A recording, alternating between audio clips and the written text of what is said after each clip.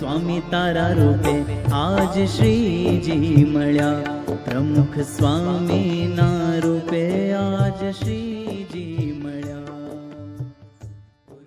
સ્વામિનારાયણ ભગવાનની જય, અક્ષર પુરુષોત્તમ મહારાજની જય, ગુણાતીતાન સ્વામી મહારાજની જય, ભગતજી મહારાજની જય, શાસ્ત્રીજી મહારાજની જય, યોગીજી મહારાજની જય.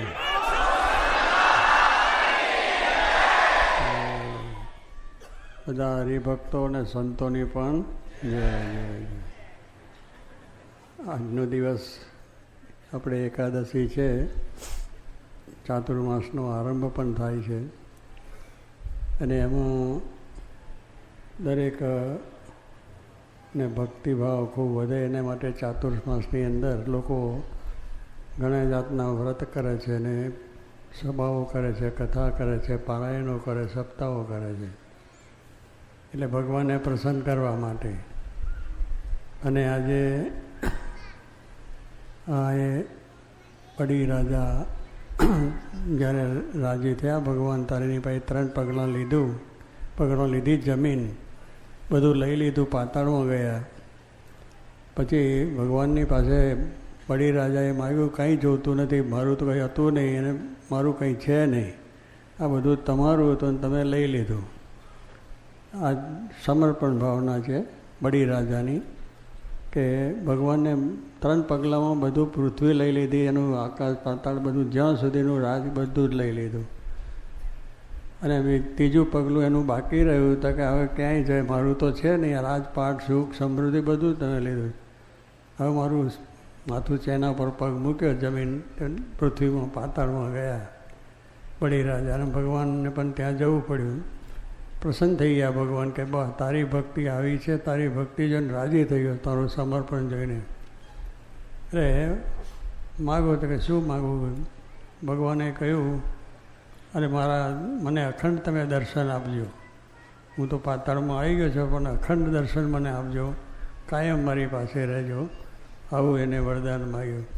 તથાસ્તુ. એટલે ભગવાન ત્યાં રહ્યા એટલે લક્ષ્મીજી અટલ થઈ ગયા. કારણ કે ઘરના માણસને બહુ આવું થાય, તમારે સમજી લેવું. કારણ કે આ બધા બેઠા છે એટલે આપણે તો કંઈ વિચાર કરવાનો છે નહીં, આ બાજુ વિચાર કરે. કારણ કે એ બધાને અનુભવ છે કે કંઈક તો થાય. એટલે લક્ષ્મીજીને એમ થયું કે આ ભગવાન ત્યાં જતા રહ્યા, એના બંધનમાં આવી ગયા, પાતાળમાં રહે, આપણે દર્શન કેમ થાય? એટલે ભગવાનને પ્રાર્થના કરે છે. તો કહેવાનું શું છે કે એમ ભગવાન ત્યાં આગળ રહે છે, એટલે આપણે મને એ પ્રમાણે ભગવાનને એમાં પ્રાર્થના કરીએ છીએ કે ભગવાનને અખંડ દર્શન આપણનું રહે. બળી રાજાએ એ જ માગ્યું અને એ પ્રમાણે ભગવાન રાજી થઈને એમને બંધનમાં આવ્યા. ભગવાન પોતાના ભક્તને બંધનમાં લેવા ગયા, બળી રાજાને, એનું બધું લઈ લીધું. પેલા એ તો કહ્યું મારે 3 પગલાં એટલે તો કેટલું ભગવાન, 1, 2 ને 3 આપણે એ જાણતા હતા એમ. એટલે બળી રાજાને કહ્યું 3 પગલાં શું જવાનું હતું? 3 પગલાં તો ભગવાને બધું જ આખું લીધું, આખા બ્રહ્માંડની અંદરની વસ્તુ એની જે કંઈ હતી બધી લઈ લીધી. એટલે એને પર પણ બળી રાજા એવો હતો કે એને જરાય શંકા ના થાય કે ભગવાન જૂઠું બોલીને લઈ લીધું. ભગવાન જૂઠું બોલતા નથી અને કોઈનું લેવા આવ્યા નથી, તે તો હવને આપવા માટે આવ્યા છે. અને જે તે કરીને ભક્તની પરીક્ષાઓ હોય છે, કે ભક્ત હોય તો એની પરીક્ષા થાય, ભક્ત ના હોય ને શું પરીક્ષા કરવાની છે? છોકરો અભ્યાસ કરતો હોય તેની પરીક્ષા થાય, સ્કૂલમાં કોલેજમાં થાય, પણ રખડતો હોય એની કંઈ પરીક્ષા થાય નહીં. એમ આપણે જેને કે આપણે ભક્તને કેમ દુઃખ આવે, ભક્તને કેમ મુશ્કેલી આવે, પણ ભગવાન કસોટી કરે છે, આપણી પરીક્ષા કરે છે કે આ ભક્ત સાચો છે કે જેવો તેવો છે. તો એવી રીતે દાદા ખાચરની પણ મહારાજે પરીક્ષા બહુ કરી. અને ત્યાં રહ્યા છતાં પણ મહારાજે કહ્યું કે આમ તું રાજમુખી નીકળી જા, તારમાં તો બધું મારું છે. અરે ભાઈ, ભગવાનને કહે મેં તમને રાખ્યા અને તમે પચાવી પડો, આ કેવી વાત છે? કોકને ઘરે જઈને પચાવી પડવાની વાત છે? એવું છે એમને? ના તો હાર માસ્તર છે ને, એટલે માસ્તર કરે કે એવું. એટલે કહેવાનું શું છે કે એમ ભગવાન મહારાજ તો બહારથી આવીને રહ્યા હતા, પણ દાદા ખાચાને કહ્યું તન મનને ધન બધું જ મહારાજને અર્પણ કરેલું. મહારાજ કે એમ જ થાય. એટલે એક વખત મહારાજ કહે મારા ઉપર રાજી થજો, ભગવાન દરરોજ દાદા ખાતર આપણે માગીએ ને ભગવાન રાજી રહેજો રાજી રહેજો. એક દાડો મહારાજ કહે બહુ સારું. પછી કે હવે રાજી રહેજો તો રાજપાટ કે આ છે જો ત્યાં મને સોંપી દીધું છે એટલે અહીંનો માલિક હું છું, મારે તો નીકળી જાય તારો દરબાર છોડીને, તારા બહેનો છોકરો લઈને બધું પાછું. એટલે મહારાજની આજ્ઞા થઈ. દાદા ખાચર તો ભક્ત હતા, મહારાજની આજ્ઞા થઈ એટલે પોતે લીધું. એટલે એમને ઘરેથી વાત કરી, એમના ઘરનાને વાત કરી કે મહારાજની આજ્ઞા છે. એ પણ એવા નિષ્ઠાવાળા હતા કે મહારાજ જેમ કેમ જ કરવું છે. મહારાજે કહ્યું છે ને કે ધન ધામ કુટુંબ પરિવાર ભગવાનને સંતને અર્થે કરી રાખવું. એટલે જ્યારે જરૂર પડે ત્યારે માગે ત્યારે આપણે આપી દઈએ, અને એ પાછા આપણને આપનાર પણ એ જ છે. એટલે એટલી શ્રદ્ધા અને વિશ્વાસ હતો. તો દાદા ખાચર પોતાના બૈરા અને છોકરો હતો, એમના દીકરો ભાવ. હવે એ નાનો હતો, તેને કંઈ ખાવા પીવા જોઈએ ને, મારે કહે ના અહીંયા નહીં, તમે બહાર જઈને જે તમારે માગી ખાઈને ખરીજો. એટલે છોકરાનું પણ કંઈ લેવા દીધું નહીં. પણ દાદા ખાચરને રંચ માત્ર સંશય થયો નહીં કે મહારાજ તમે આ મારે આવું શું કર્યું, મારે ક્યાં જઈને રહેવું, કેમ કરવું, આ બૈરા છોકરો. મારે જે કર્યું સારું છે. પછી મહારાજ તે તો થોડેક દાડે ગયા. પછી મહારાજે દાદા ખાચર બધાને કહ્યું કે આ દાદા ખાચર જતા રહ્યા, તમે કંઈ કહ્યું કે મહારાજ તમે આજ્ઞા કરી, તમે શું કર્યું? અમે બોલીએ તમે પછી વચમાં આવી જઈએ. એટલે બોલવાનું તો છે જ નહીં ભગવાન આગળ. એટલે દાવા છું મહારાજ કહ્યું કે આવી રીતે છે, માટેને પાછા બોલાવો. પાછા આવી ગયા.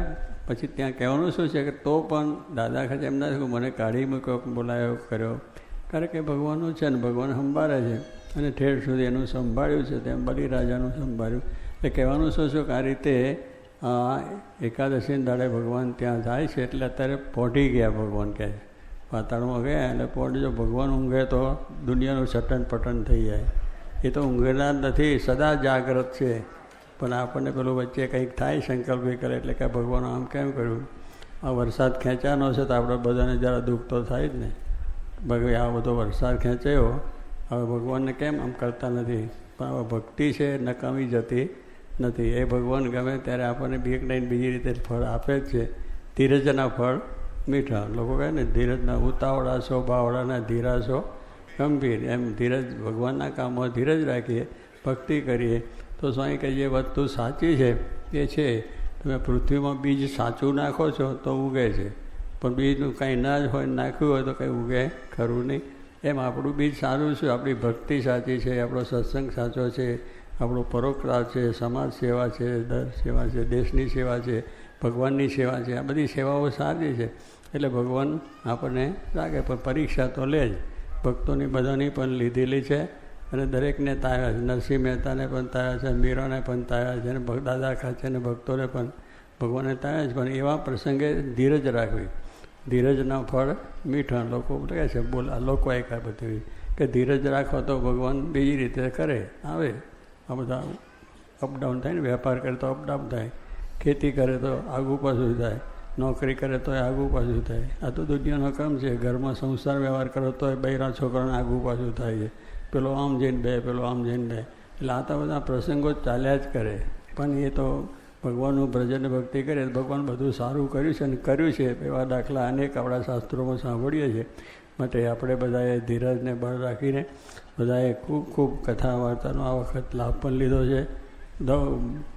ચાલીને બધા આવ્યા છે. પગપાળા કેટલા દરરોજ પગપાળા કેટલાય આવે. આજે વળી તાજ પરથી બધે આવ્યા છે. એટલે કાયમ એ તો પ્રવાહ ચાલતો જ હતો. હવે એ બધું ભગવાનને તો કહ્યું છે કે સંત શ્રવણે સાંભળી ઘર છોડી ચલે ગા. ત્યાં દર્શન કરવા માટે જાય તો ડગલે અશ્વમેઘનું ફળ થાય, એમ શાસ્ત્રમાં વાત કરી છે. કે પદયાત્રાનું જે ફળ છે, આપણે પદયાત્રા કરીએ છીએ ઘણા મને પરોક્ષમાં પણ પદયાત્રા જાય, ડાકોર જાય છે, સસરા જાય, દ્વારકા જાય, બધે ચાલીને જાય છે. બહુ એ આપણી પૂર્ણની બધી ચાલ છે કે ભગવાનને સામે ચાલીને જઈએ તો ભગવાન રાજી થાય. તો એવી રીતે આજે અહીંયા પણ દરરોજ આટલા મહિના 4 મહિના થયા ને, 4 મહિના સુધી કેટલા હરિભક્તો ભાઈઓ છોકરા બધા ચાલીને આવ્યા, અને બધાએ આ યાત્રા કરી છે. એનું ફૂલ પણ ભગવાન બધાને આપશે જ, અને સારું થશે. વળી આ કથા વાર્તા જેને સાંભળી છે એ પણ એક બહુ મોટી વાત છે. કામકાજ પોતાનું હોય, ઘરબારનું હોય, તો એ મૂકીને પણ અહીંયા આ પ્રમાણે દરરોજની આ કથા, અને દરરોજ આવવાનું જવાનું પાછું જવાનું. પણ કહેવાનું એ બધું હતું કે ફક્ત કે સત્સંગ પ્રધાન રાખવું, ભગવાન પ્રધાન રાખવા તો બધું થઈ શકે. ઘરનું કામે બધું ચાલે, ખેતીનું ચાલે, વેપારનું ચાલે, ધંધાનું ચાલે, અને ભગવાનની ભક્તિ કરીએ એટલે બધું એમાં આવી જાય. એટલે આપણે ઉત્સાહ એવો રાખવાનો છે કે આપણે જે કંઈ સત્સંગ, ભક્તિ, કથા, વાર્તા, પરપાળા, તપ, ત્યાગ, બધું વ્રત લીધા, નિયમ લીધું, કેટલાય બધું બહુ જાતના વ્રત લીધા છે. તો કહેવાનું એ બધાનું ફળ ભગવાન આપણને આપે છે અને આપશે જ. એટલે ધીરજ રાખીએ કે મહારાજને પ્રાર્થના એ જ કરવાની કે ભગવાન છે સર્વનું સારું કરવા આવ્યા છે અને સર્વનું સારું કરશે. એટલે મારે કે કથા, વાર્તા, કીર્તન, ભજન, ભક્તિ એમાંથી તૃપ્તિ થઈ નથી ને કોઈ તૃપ્તિ કરવી નહીં. માણસને કરોડ રૂપિયા થાય તોય તૃપ્તિ થાય ને 2 કરોડ થાય, 2ના 5 થાય, 5ના 10 થાય, આટલી જમીન છે તેનાથી આટલી થાય, વધારે થાય. દરેકને કંઈક કંઈક કરે છે એમાં એને પોતાને ઈચ્છા રહ્યા કરે કે વધે વધે એમ. પણ કથા વાર્તામાં કંટાળો હોય કે બહુ સાંભળ્યું, દરરોજ જતા હતા ને સાંભળતા એનું એ જ વાત છે. પણ ખાવામાં એની એ જ વાત છે, દાળ ભાત રોટલી, રોટલાનું શાક, બીજું કંઈ પણ દરરોજ ખાઈએ ત્યારે જ ભૂખ જાય છે. એમ કથા વાર્તા છે એની એ જ હોય. ભગવાનના સંતનો મહિમા હોય, કથા વાર્તા હોય, દરેકનો આખ્યાન સાંભળે તો બળ મળે આપણને. એટલે એનાથી આપણને છે. પણ પેલું શું થાય કે પેલું આપણને સામાન્ય લાગે, કંઈ ના થાય. પણ દરરોજ ખાવાનું જોઈએ, દરરોજ સુવાનું જોઈએ છે, દરેક વસ્તુ દરરોજ કરવી જ પડે છે. એમાંય પણ દરરોજ કરવાનું હોય કે ભાઈ ના આજને કાલે કરશું. પણ કાલે તો પાછું આપણું શું છે, દેહનો નિર્ધાર છે. આ દેહનો કોઈ નિર્ધાર નથી. એટલા માટે કહ્યું કાલ કરંતા આજ કરંતા અબ, મૂળ વિનાનું ઢોકડું ઢળેગા કબ કરેગા કબ. કે આપણે કે અમારે કહ્યું કે કાલે કરવું એ આજે કરી નાખ્યું. ના ભાઈ હું કાલે કહી એટલી વાર નહીં, કારણ કે દેહનો ભરોસો નથી. આપણે અહીં બેઠા છે અને બધે ફરી જતાં જતાં કેટલાના એ થઈ જાય. એટલે આપણો દેહ પડી જાય એની ખબર પડતી નથી. એટલે દેહનો કોઈ નિર્ધાર નથી. નાશવંત દેહ કયો, આ શરીર છે નાશવંત છે, નાશ પામી જવાનું છે. પણ ક્યારેક એ સમયે થશે નથી ખબર. એટલે સ્વામી કે જે સારો સંકલ્પ થયો એ આજે જ કરી નાખો, અને આજ નહીં પણ અત્યારે હમણાં જ કરી નાખો. એટલી બધી આનો મહિમા કયો છે. અને નહીં તો પછી શું દેહ પડી જશે તો આપણે કરવાનું રહી જશે. માટે સ્વામી કહે જેટલું ન કરીએ એટલું ઓછું છે. ધંધામાં જેટલું ન કરીએ એટલું ઓછું. કમાણી થતી હોય તો ધંધો વધારે જ જઈએ, ખેતી કરતા ખેતીમાં કરીએ, નોકરી તો નોકરીમાં કરીએ, વધારે જ જઈએ છીએ. એમ સ્વામી કે આનો પણ આપણે વધારો કરો, એનો પણ ટાઈમ કાઢો. સવારમાં ઉઠીને ભગવાનની પાઠ પૂજા થાય, અને સ્વામીએ જેમ કહ્યું રાત્રે આરતી પૂજા થાય. ફરી રવિવારની સભા કહી છે તો રવિવારનો સભા પણ સ્વામીએ તો 25,000નો નફો મૂકીને રવિવારની સભા કરવાની જોગી બાપાએ કહી. એટલે આ બધા સમય સાચવી લેવાના. આપણા વ્યવહારના દરેક સમય સાચવી લે છે. લગ્ન પ્રસંગના હોય કે પછી મરણ પ્રસંગ હોય કે કાં તો બધા ઘણી જાતના પ્રસંગો સાચવીએ છીએ અને સાચવવા પડે. એમ કહીએ કે ભાઈ આ તો અમારો સંબંધ છે, સાચવવો પડે. એટલે ભાઈ સાચવો સંબંધ તાર ભગવાનનો સંબંધ નહીં. આ તને મનુષ્ય દેહ આપ્યો, તને આવી બુદ્ધિ આપી જેનાથી તું આ બધું કમાયો છે. પણ એ જ નથી સમજાવતું, પેલું સમજાય અને જવું પડે. ભગવાનને પહેલાં કંઈક પ્રસંગ છે ને તો કે અમારે એને મોડે જવું પડે. અમારે એને પ્રસંગ લગ્ન પ્રસંગ હોય તો અમારે સાચવવો પડે. એટલે આ ભગવાનનો સાચવો ને ભગવાન તમને આ દેહ આપ્યો, પૈસા, બુદ્ધિ, શક્તિ બધું આપ્યું છે, એના પ્રસંગ નહીં સાચવા તો આ બધા પ્રસંગો તમે સાચવા છે. બધા હરિભક્તોએ સાચવા છે, મહારાજના વખતમાં સાચવા છે, અને ભક્તોને આપ્યા છે. શાસ્ત્રી મહારાજ, જોગી મહારાજ વખતમાંથી ઉત્સવ સમય કથા, વાર્તા, કીર્તન, ભક્તિ અને ભગવાને સર્વને સુખ્યા કર્યા છે. તો આપણે પણ આ લાભ લીધો છે. એનું મહારાજ આનંદ કરું બધાને ફળ આપશે, બધાને સુખ્યા કરશે. વરસાદ પાણી પણ સારા થાય અને બધાને દુષ્કાળ સારા થાય. સારું વરસ જેવું થાય કે કોઈ જાતનું મુશ્કેલી રહે નહીં, અને બીજી રીતે દેશમાં પણ શાંતિ થાય, સમાજમાં પણ સારી શાંતિ થઈ જાય. અને સંતો પણ એવા એકાંતિક ધર્મ સિદ્ધ કરે, કથા, વાર્તા, કીર્તન, ભજન કરીને જોગીમાના સંકલ્પ મુજબ બધાએ બહુ ભીડો બેઠો આ વખતે. દરિયા એટલે આમથું તો થાય ને, ભીડો તો એમને પડે. આપણે તો બેઠા બેઠા અહીંથી આ ખુરશીમાં અહીં ત્યાં અહીંથી અહીં, બીજું કંઈ કર્યું નથી. પણ એમનો ભીડો આવ્યા, હરિભક્તો આવ્યા, એમને રમાડવા જમાડવા, કથા, વાર્તા, કીર્તન કરી અને આ બધું કાર્ય કર્યું છે. અને ભક્તો પણ પોતે ભીડો બેઠી કામકાજ મૂકીને આવ્યા છે. એટલે એમને પણ દેશકાળ સારા થાય, એમને પણ ભક્તિ વધે અને સ્વામી નિરંતર ભક્તિ વધતી જાય. એમ સંતોને પણ ભગવાન એવું બળ આપે કે જે અભ્યાસ કરવાનો સારામાં સારો અભ્યાસ થાય અને કથા વાર્તા થાય. સેવાનું અંગ ખૂબ છે, સેવા પણ સારી થાય અને દરેક એમનું ધર્મ, જ્ઞાન, વૈરાગ, ભક્તિ એ બધા અંગ વધતા જાય અને સંપ સુરત ભાવને એકતા રહે, એકબીજાનો મહિમા સમજાય. જોગીમાં કે મહિમાની વાત છે કરવી, મહિમા સમજાય તો ભેટમ બેટા નકન છેટમ છેટા, એટલે દરેકનો મહિમા સમજવો.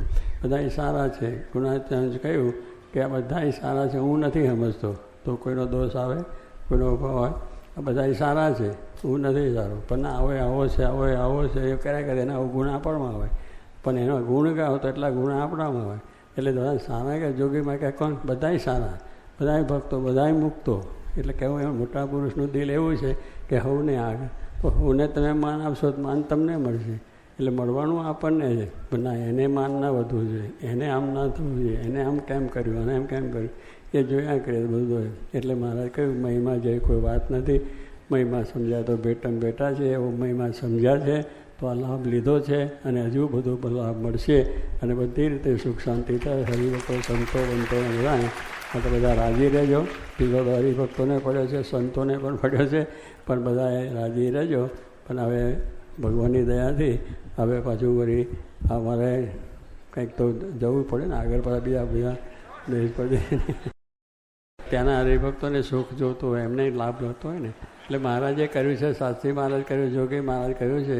અને બધા એમ ફરવે ફરતા સંત તો ચાલલા ભલા, સંત છે એ બેહી રહે તો પાછું કે પાણી ભરાઈ રહે તો બગડી જાય, માટે ફરતું હતું. નદીનું વેર છે, નદી છે વહેતી ભલી, જો નદી વહેતી ના હોય તો પાણી ગંધાઈ જાય. એમ સંતનું જીવન છે ભરવાનું, દેશ પરદેશ. સંત દેશ પરદેશ ફરે છે રે, સર્વ જીવન અગહારે છે રે. આમાં નિશ્વાસ રહ્યો કે શા માટે ફરે છે? કંઈ પૈસા કમાવા માટે કે પેલું નહીં, હગ એટલે મનુષ્યોને જે જ્ઞાન આપીને એમનો જન્મ મરણનો ફેરો ટળે એને માટે ફરે છે. તે ફરે એ સારું, નકર સ્થાન બંધન થઈ જાય. એટલે એ પણ પાછું મહારાજે કહ્યું છે કે સંતને ઘરે ભગવાન બળ આપે, સર્વને એ જ પ્રાર્થના.